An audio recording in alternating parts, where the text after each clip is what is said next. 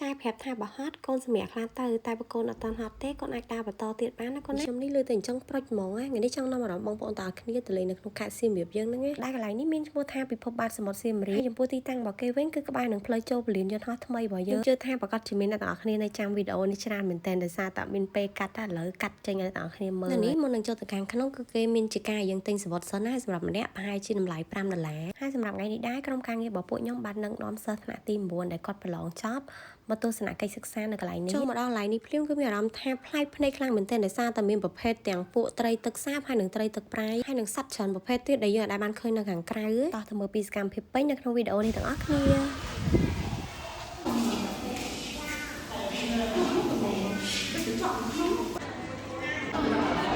ឆ្លើយទៅហើយឯងម្លេចដេញបាត់ជុំ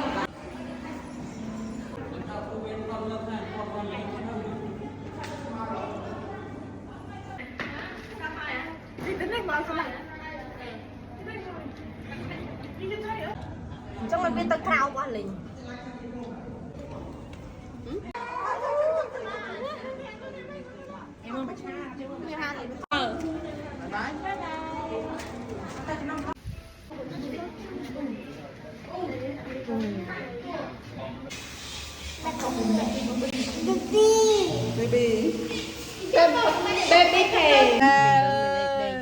còn bao chân anh tí với em em không ơi chú không tầm mày cho nó có đâu mà đây là anh lời ba đời sau này bằng năm này tự được làm việc cho nó anh can làm ba để cho nên hơn đây nói đây là gì bao nhiêu là để cái phơi đây là thì đây ta học để dương khi mà hôn này cái phơi cái nó làm rồi cái đây ta có chưa được đây bao nhiêu này còn cái cái làm rồi về còn được nhiều cho nên này thang không biết đây là con đấy cái ai cũng không biết đây nó tự về làm việc này còn là ai cũng muốn không đợi này này ôi không đợi tầm mưa khla hai cho việc tranh này chỉ cùi được à anh mưa kho khla của cùi vậy chỉ cùi anh đôi cái nọ vì đôi cái sọ nhổ cái nọ trong ui thông ra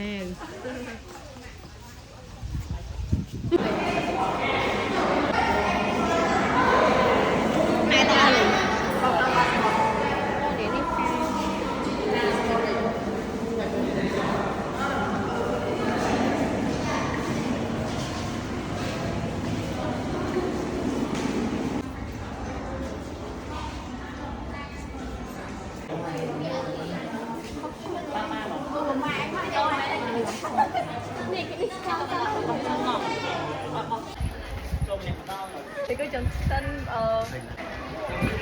cho lời tụi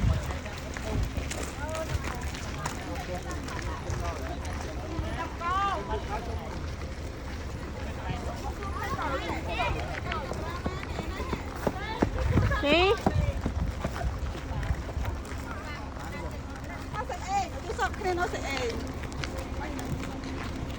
em căn tay mục